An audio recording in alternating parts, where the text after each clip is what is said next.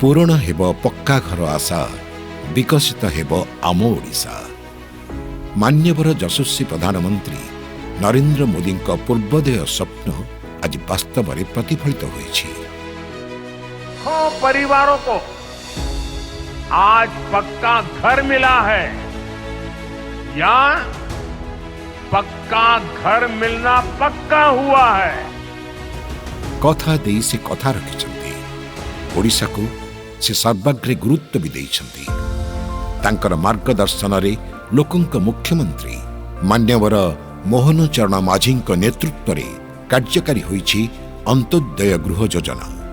फलरे विकसित ओडिशा गठन रास्ता आउरी प्रशस्त होइछि और सामग्रिक उन्नति पई प्रस्तुत होइछि विजन डॉक्यूमेंट 2036।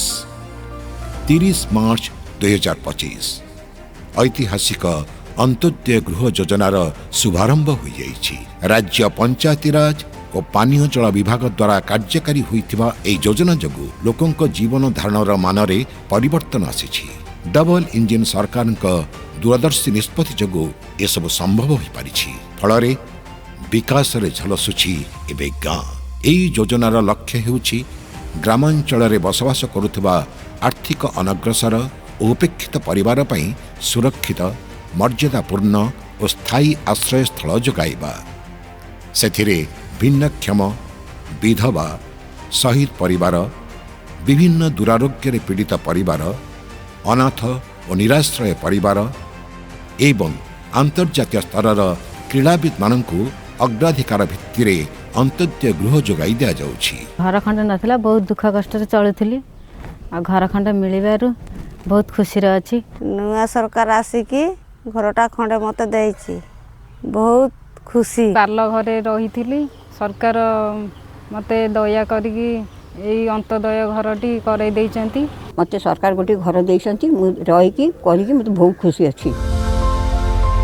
एई योजना बाबदरे 2024-25 आर्थिक वर्षरु 2027-28 आर्थिक वर्ष पर्यंत 7,550 कोटी टंकार व्यय बराद करा जाइछि।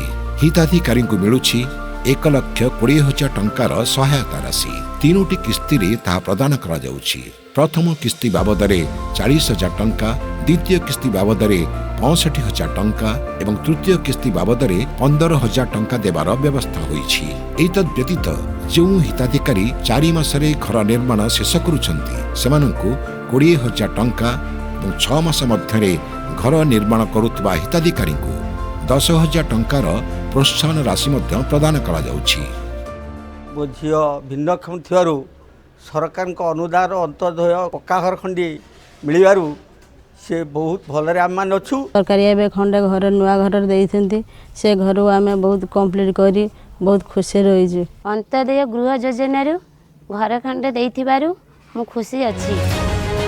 आर्थिक वर्ष 2024-25 रे मोट 59,083 कोटी अंत्योदय गृह मंजूर होइथिबा बेले 2025-26 आर्थिक वर्ष रे 54,093 कोटी अंत्योदय गृह मंजूर होइछि। राज्य सरकार वर्तमान तृतीय पर्याय रे 50,000 नूतन हिताधिकारी को कार्यादेश बंटन करने जाउछन्ति। सतरे विकसित ओडिशा निर्माण रे अग्रणी भूमिका वहन करिछि अंत्योदय गृह योजना।